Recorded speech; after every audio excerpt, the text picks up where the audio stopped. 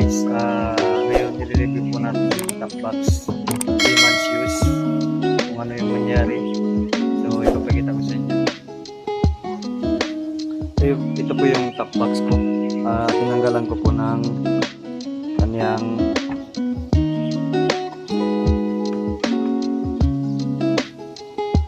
walang po ang tawag ko, basta kasama po ito dito sa loob.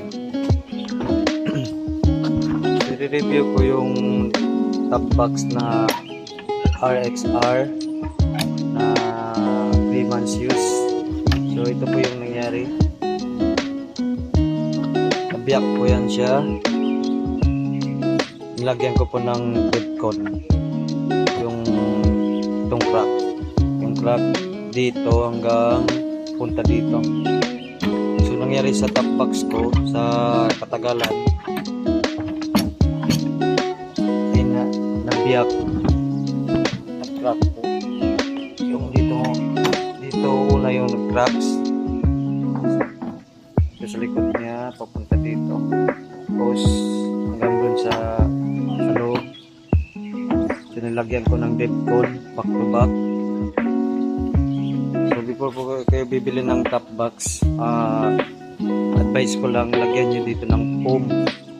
Dito sa akin nilagyan ko ng plastic po kasi wala akong mahanap na po.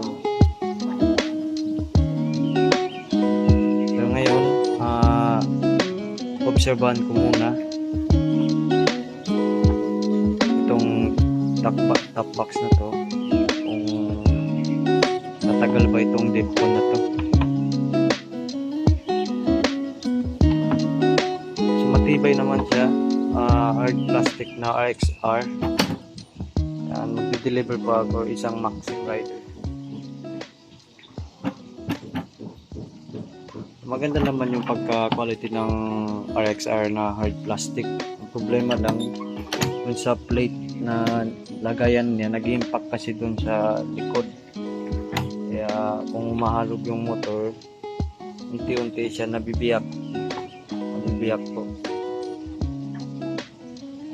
So advice ko lang sa inyo, lagyan nyo po ng foam dito, tapos dito foam din, tapos Debcon. Yan po yung advice ko lang sa inyo. So sa quality, goods naman sa quality ang top box. Wala naman yung issue sa kanya. Pero ang problema dun lang kasi hindi na nakaya ng plastic. Kahit hard plastic man siya, hindi kaya na mahalog-alog yung motor, impact yung sa likod niya dun sa baba. So unti-unti siya nabibiyak. So dito sa taas, goods, walang problema. Tapos yung quality niya, walang problema. Maganda yung quality niya, tapos magaan, para siyang aluminium. Dito lang yung nagka-problema ako. Kaya sa mga bibili na top box, yun lang po ang advice ko sa inyo. So hanggang dito na lang,